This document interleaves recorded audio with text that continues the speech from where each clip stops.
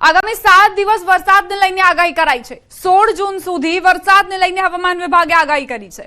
હળવાથી મધ્યમ વરસાદની ફરી આગાહી। દક્ષિણ ગુજરાતના જિલ્લાઓમાં વરસાદની સંભાવના। ડાંગ, નવસારી, વલસાડ સહિતમાં વરસાદની આગાહી છે। પાડોશી સંઘ પ્રદેશ દમણ દાદરા નગર હવેલીમાં વરસાદની આગાહી। સૌરાષ્ટ્ર કચ્છમાં 14 જૂનથી વરસાદની સંભાવના। ભાવનગર, અમરેલી સહિતના આસપાસના વિસ્તારોમાં વરસાદ પડશે।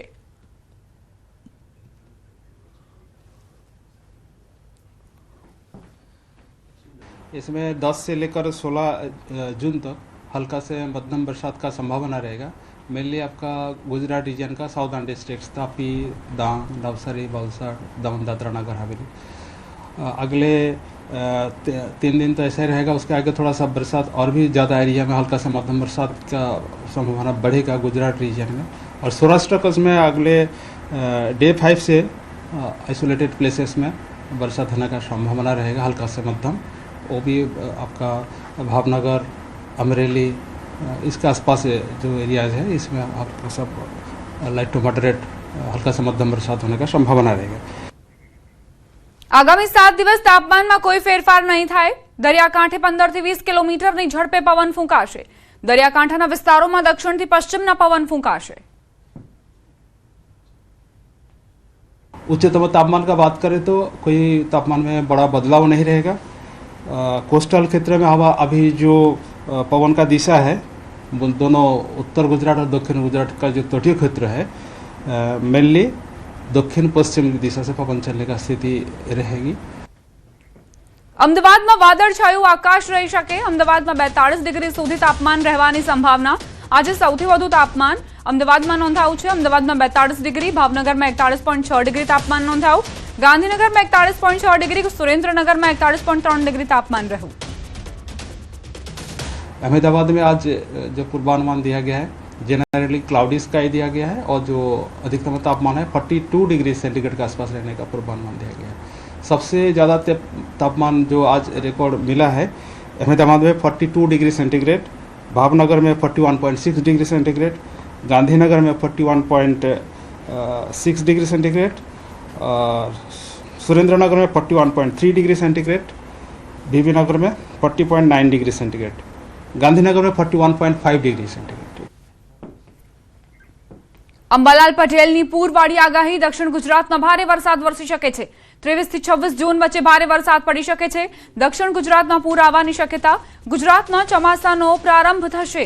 આજથી 12 જૂન વચ્ચે દક્ષિણ ગુજરાતનો વરસાદ। મૃગશીર્ષ નક્ષત્રનો વરસાદ 16 જૂન સુધીમાં આવશે। આગામી 18 થી 20 જૂન દરમિયાન દક્ષિણ ગુજરાતમાં વરસાદની શક્યતા। દક્ષિણ ગુજરાતના કેટલાક ભાગોમાં વધુ વરસાદ થઈ શકે છે। ગુજરાતનું હવામાન પલટાશે। તારીખ 16 સુધીમાં મુખી નક્ષત્રનો વરસાદ કોઈ કોઈ ભાગમાં થવાની શક્યતા રહેશે, પરંતુ તારીખ 18 થી 20માં વરસાદ થોડો વધુ થવાની શક્યતા રહેશે અને આજના નક્ષત્રનો વરસાદ તારીખ 22 જૂનથી થવાની શક્યતા રહેશે। 23 જૂનથી 26 જૂન વચ્ચે આજના નક્ષત્રનો વરસાદ વધુ થવાની શક્યતા છે। કેટલાક ભાગમાં ભારે વરસાદ થવાની શક્યતા રહેશે। દક્ષિણ ગુજરાતના ભાગમાં ભારે વરસાદ થવાની શક્યતા છે। ધીરે ધીરે દક્ષિણ ગુજરાતના કેટલાક ભાગમાં તો પૂર આવે તેવી સ્થિતિનું પણ નિર્માણ થઈ શકે। એટલે હવે તારીખ 27-28માં અને 29 તારીખ સુધીમાં મુંબઈ મહારાષ્ટ્રના ભાગમાં વરસાદ થવાની શક્યતા રહેશે અને તારીખ 29 જૂનથી 7 જુલાઈ સુધીમાં ગીર સહિત ગુજરાતના ભાગમાં પુનઃ વરસાદ થવાની શક્યતા રહેશે। ચોમાસાને લઈને જે ડર હતો એવા જ એંધાણ। આજે સહેજ પણ આગળ ન વધ્યું ચોમાસું। અરબ સાગરની શાખા 48 કલાકથી સ્થિર। હજુ મુંબઈ નથી પહોંચ્યું ચોમાસું। ચોમાસાની અરબ સાગરની શાખા મંદ પડતા ચિંતા વધી। જો કે ગુજરાતના ચોમાસાના વિધિવત આગમનની તારીખ 15 જૂન છે, પરંતુ હાલ ચોમાસાએ બ્રેક મારતા ગુજરાતના ખેડૂતોની ચિંતા પણ વધી છે।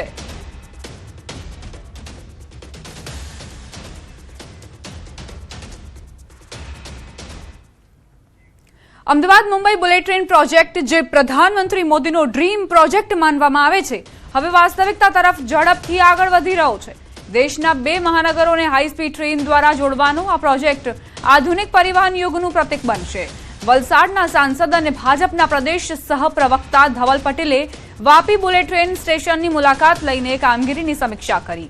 તેમણે જણાવ્યું કે ઓગસ્ટ 2027 થી સુરત બિલીમોરા વચ્ચે પ્રથમ ચરણ શરૂ થવાની આશા છે। મોદીજીના ડ્રીમ પ્રોજેક્ટને સાકાર કરવા યુદ્ધના કારણે કામગીરી ચાલી રહી છે. બુલેટ ટ્રેન પ્રોજેક્ટ વિકાસ, ગતિ અને આધુનિક ભારતનું શક્તિશાળી પ્રતીક બનશે.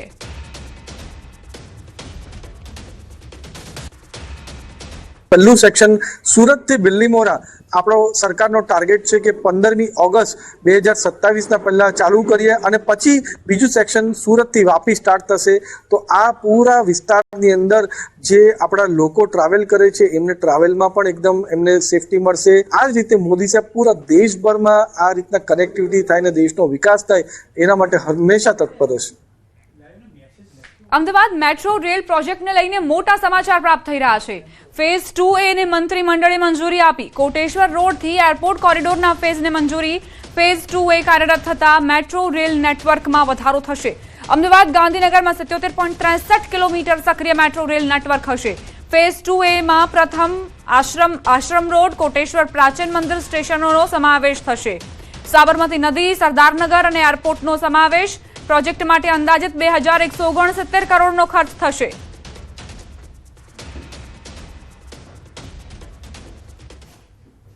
સમાચાર નવસારીથી. બિલીમોરામાં હાર્ડવેરની દુકાનમાં આગ લાગી. આંતલિયા નજીક રહેણાંક વિસ્તારમાં આવેલી છે આ દુકાન.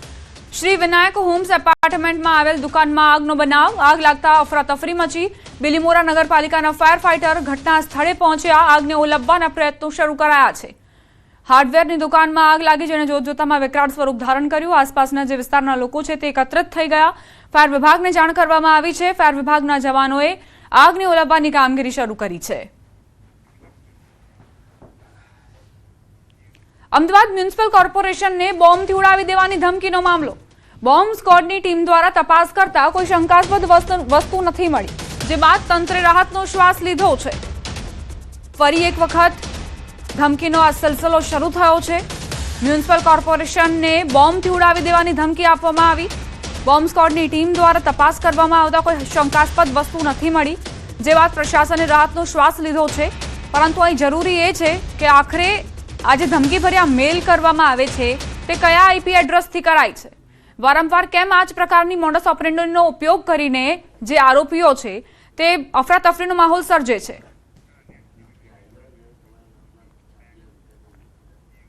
મોરબીના હળવદના કડિયાણા ગામની સીમમાં દેશી દારૂની ગેરકાયદે કારોબાર સામે જનતા રેડ. તે દરમિયાન ગ્રામજનોએ સ્થળ પરથી અંદાજે 12 જેટલા કેરબા ઝડપી પાડ્યા. સ્થાનિકોનો આરોપ છે કે છેલ્લા ઘણા સમયથી અહીં દેશી દારૂ બનાવવામાં આવે છે. બીજી તરફ જનતા રેડ બાદ પોલીસની કામગીરી પર પણ સવાલ ઉઠ્યા છે.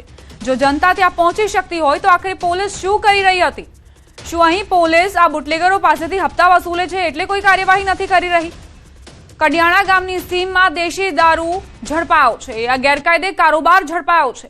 ત્યાં જનતા પહોંચી. જનતાએ કઈ રીતે ખોદકામ કરીને અંદરથી કેરબા કાઢ્યા છે તે આપ જુઓ. બુટલેગરનું મગજ તો જુઓ. તેણે આ કેરબા છુપાવવા માટે અહીં ખોદકામ કરીને ખાડા ખોદીને તેની અંદર કેરબા છુપાવ્યા હતા. પરંતુ જનતા જ્યારે પહોંચી, લોકોએ અહીં ખાડા ખોદીને કેરબા બહાર કાઢ્યા. કઈ રીતે દેશી દારૂ ઢોળવામાં આવ્યો તેના દ્રશ્યો પણ સામે આવ્યા છે. આખરે પોલીસની નજર સામે આ કારોબાર ચાલી રહ્યો છે કે કેમ તે એક મોટો સવાલ. સંવાદદાતા રવિ જોડાઈ ગયા છે વધુ જાણકારી સાથે. રવિ, જનતા અહીં પહોંચી શકતી હોય તો પોલીસ કેમ નહીં? બિલકુલ, હળવદ તાલુકાના કડિયાણા ગામની સીમમાં દેશી દારૂની જનતા રેડ થઈ છે. એમાં 12 જેટલા કેરબા ગ્રામજનોએ ઝડપી પાડ્યા છે. છેલ્લા ઘણા સમયથી અહીંયા દેશી દારૂ બનાવતા હોવાના આક્ષેપો આવ્યા છે. જનતા રેડથી પોલીસની કામગીરી સામે અનેક સવાલો પેદા થયા છે. અગાઉ પણ આજથી 15 દિવસ પહેલા પણ ભાજપનો એક નેતા છે તે દેશી દારૂની ભઠ્ઠી ચલાવતા ઝડપાયો હતો. તેની પર ગુનો પણ દાખલ કરવામાં આવ્યો હતો. ફરી એક વખત અત્યારે કડિયાણા ગામની સીમમાં કડિયાણા ગામના લોકોએ જનતા રેડ કરી અને દારૂનો વેપલો બહાર પાડ્યો છે. ત્યારે સ્થાનિક પોલીસ ઉપર ચોક્કસ સવાલો પેદા થઈ રહ્યા છે. આભાર રવિ, જાણકારી આપવા માટે. તો બુટલેગરોને કાયદાનો કોઈ જ ડર રહ્યો નથી. તેમાં ગેરકાયદેસર કારોબાર ચાલી રહ્યો હતો. પરંતુ જનતા જ્યારે અહીં પહોંચી ત્યારે કેરબા કાઢવામાં આવ્યા. અંદરથી જમીનની અંદર આ કેરબા દાટેલા હતા. કેરબા કાઢીને દારૂ જે છે તેનો નાશ કરવામાં આવ્યો છે. સવાલ અહીં એ કે જનતા અહીં પહોંચી શકતી હોય, આ બુટલેગરો સામે બાથ ભીડી શકતી હોય તો પોલીસ શું કરી રહી હતી? શું પોલીસ સ્ટેશનની અંદર બેસીને કાર્યવાહી કરશે પોલીસ, કે પછી આ બુટલેગરો પાસેથી હપ્તા વસૂલીને પોતાના ઘર ભરી રહી છે એટલે જ કંઈ નથી બોલતી આ બુટલેગરો સામે? દેશી દારૂના અડ્ડા પર જનતા રેડ કરવામાં આવી, 12 જેટલા કેરબા ઝડપી પાડવામાં આવ્યા। લાંબા સમયથી આ ભઠ્ઠી ધમધમતી હોવાનો આરોપ છે। સ્થાનિક જે લોકો છે તેઓ બરબાદ થઈ રહ્યા છે। કેટલાક એવા પણ યુવકો છે કે આ બુટલેગરો પાસેથી દારૂ ખરીદી પોતાનો જીવ જોખમમાં મૂકી રહ્યા છે। દરરોજ આ દેશી દારૂનું સેવન કરીને બીમારી પોતાને આમંત્રણ આપી રહ્યા છે બીમારીઓને। સાબરકાંઠાથી સમાચાર। હિંમતનગરમાં દારૂબંધીના ધજાગરા। સ્ટેટ હાઈવે પર દારૂની હેરાફેરીનો પર્દાફાશ। બુટલેગરનો મોપેડની ડેકીમાં દારૂ મૂકતો વિડીયો સામે આવ્યો। બુટલેગર ડેકીમાં દારૂ રાખીને વેચાણ કરતો હતો। વિડીયો બનાવનારે બોટલ રસ્તા પર ફેંકી દીધું। પોલીસે આરોપીની શોધખોળ શરૂ કરી છે। હિંમતનગરમાં દારૂબંધીના ધજાગરા ઉડાવતો આ વિડીયો જુઓ। સ્ટેટ હાઈવે પર દારૂની હેરાફેરીનો પર્દાફાશ થયો છે। બુટલેગરનો મોપેડની ડેકીમાં દારૂ મૂકતો વિડીયો સામે આવ્યો છે। બુટલેગર ડેકીમાં દારૂ રાખીને તેનું વેચાણ કરતો હતો। આ બુટલેગરને કોઈ જ ડર નથી। તે પોતાના ગ્રાહકોને આ ડેકીમાંથી છુપાવીને લાવેલો દારૂ વેચતો હતો। હવે તેનો વિડીયો સામે આવ્યો છે। આશા રાખીએ કે પોલીસ ઝડપથી કાર્યવાહી કરે જેથી આ બુટલેગર ફરીથી સક્રિય ન થાય, ફરીથી એક્ટિવ ન થાય।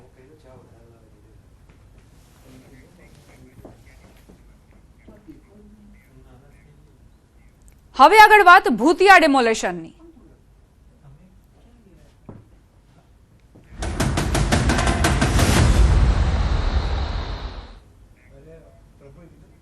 સુરતના નાસિરનગરમાં થયેલા ભૂતિયા ડિમોલેશનના મામલાને લઈને ડિમોલેશન દરમિયાન મહાનગરપાલિકા અને પોલીસ હાજર ન હોવાનો આરોપ કરવામાં આવ્યો છે। જો કે હવે સામે આવેલા સીસીટીવી ફૂટેજમાં સુરત એસઓજી પોલીસ ડિમોલેશન સમયે સ્થળ પર હાજર હોવાનું સ્પષ્ટ થયું છે કે ત્યાં પોલીસ હાજર જ હતી જ્યારે આ ડિમોલેશન કરવામાં આવ્યું। ભૂતિયા ડિમોલેશનને લઈને આ મોટો ખુલાસો। ડિમોલેશન દરમિયાન મહાનગરપાલિકા અને પોલીસ હાજર ન હોવાનો આરોપ મૂકવામાં આવ્યો હતો।